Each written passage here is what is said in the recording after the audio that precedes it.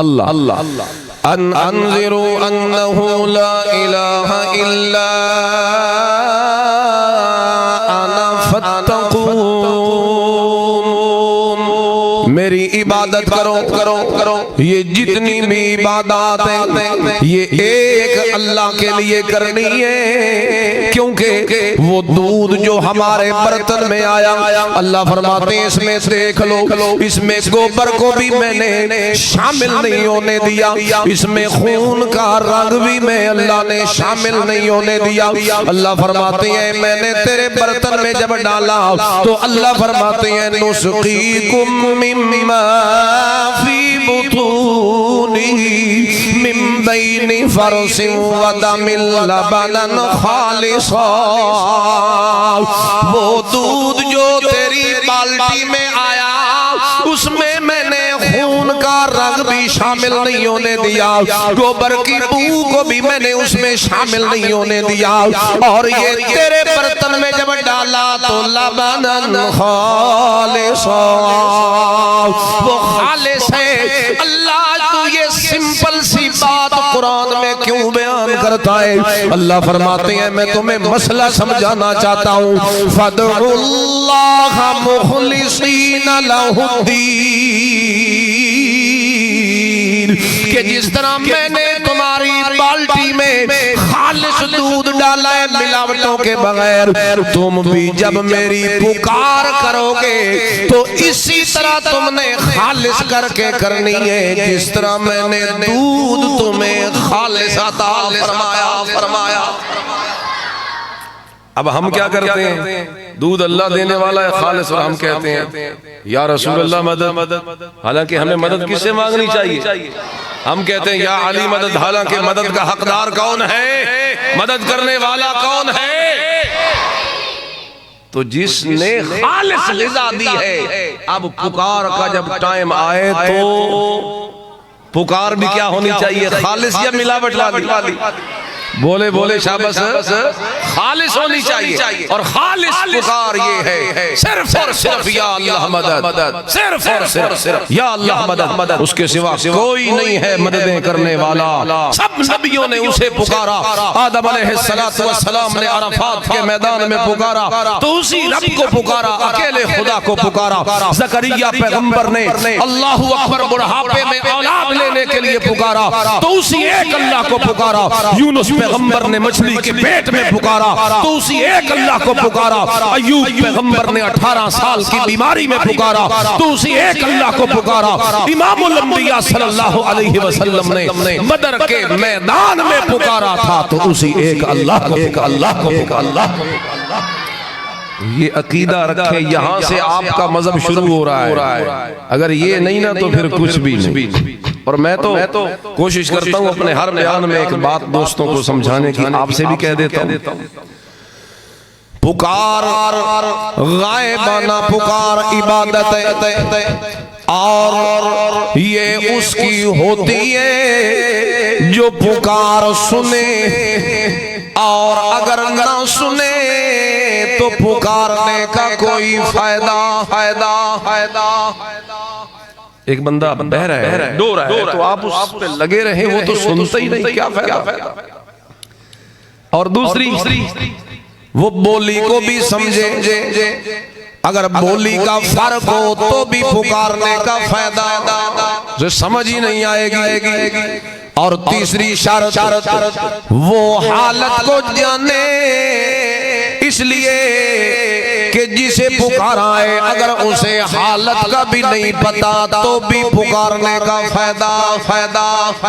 آپ میری باتیں سنیں، اس کام کو بے شک آپ رہنے دیں، آپ میری باتیں سمجھیں گے، سنیں گے تو میں انشاءاللہ راضی ہو کے جاؤں گا آپ سے، ٹھیک ہے نا؟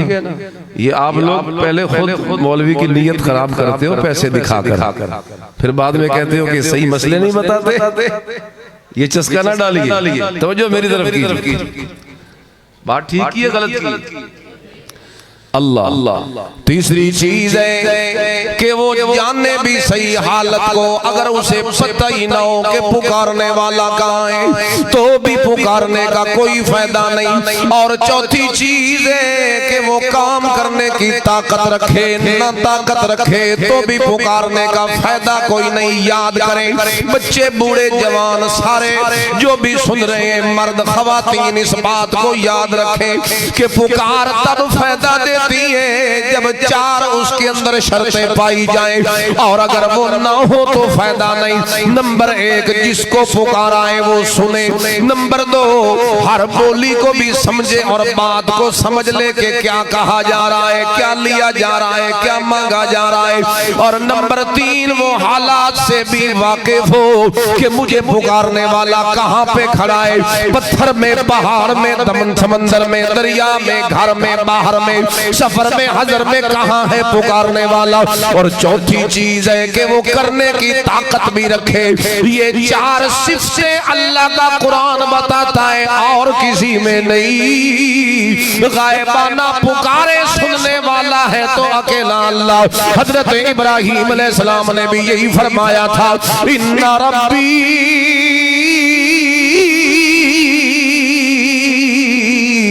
لسمیع الدعاء،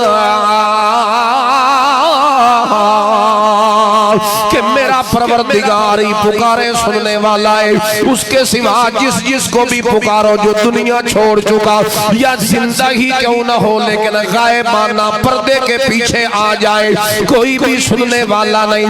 اللہ کا قرآن کہتا ہے ان تدعوہ لا يسمعوا دعاءكم ولو سمعوا ما استجابوا لكم ويوم القيامة يكفرون بشرككم ولا ينبئك مثل خبير۔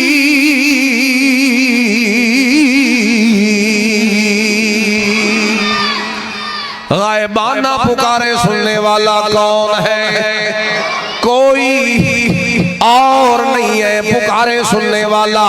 نمبر دو، بولیوں کا جاننے والا بھی وہی ہے، ہر بولی کا اسے پتہ ہے، اس کے سوا کوئی ہر بولی کو جاننے والا نہیں ہے۔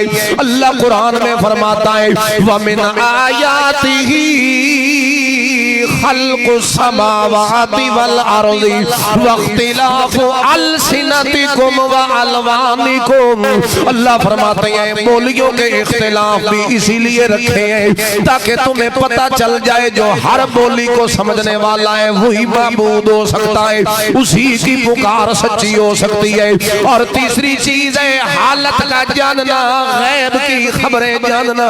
اللہ فرماتے ہیں قُلْ لَا يَعْلَمُ مَنْ فِي السَّمَاوَاتِ وَالْأَرْضِ الْغَيْبَ إِلَّا اللَّهُ۔ کوئی بھی پردوں کے پیچھے جاننے والا نہیں، نہ نبی، نہ ولی، نہ پیر، نہ فقیر، نہ زندہ، نہ مردہ، نہ عرشی، نہ فرشی، نہ اپنا، نہ پرایا، نہ چھوٹا، نہ بڑا، نہ عربی، نہ عجمی، نہ مکی، نہ مدنی، کوئی بھی نہیں جانتا۔ پردیاں دے پیچھے جانن والا تے کون ہے؟ صرف اکیلا اور سب کچھ کرنے والا کون ہے؟ بولو شاباش، کون ہے؟ قُلِ اللَّهُمَّ مَالِكَ الْمُلْكِ تُؤْتِي الْمُلْكَ مَن تَشَاءُ تَنزِعُ الْمُلْكَ مِمَّن تَشَاءُ وَتُعِزُّ مَن تَشَاءُ وَتُذِلُّ مَن تَشَاءُ۔ یہ بڑی مشہور آیت ہے، ہر دکان پہ، ہر گاڑی پہ، جگہ جگہ پہ لکھی ہوئی ہے، لیکن عقیدہ بھی بنا کہ یہ سب کچھ کرنے والی طاقت بھی اللہ کے پاس۔ اب چار چیزیں ہو گئی، سننا، بولی کا سمجھنا، حالت کا جاننا، سب کچھ کرنے کی طاقت رکھنا۔ اللہ فرماتے ہیں میرے سوا یہ چار صفتیں رکھنے والا کوئی نہیں۔ جب یہ چار کام اللہ کے سوا کوئی کرنے والا نہیں ہے تو ثابت ثابت ہو گیا، پھر کسی کو پکارنا بھی فائدہ نہیں دے سکتا۔ پکار اسی کو جو یہ چاروں کام کرنے کی طاقت رکھنے والا۔ یہ چار کام کرنے والا صرف کون ہے؟ تو پھر پکار کے لائق بھی صرف کون ہے؟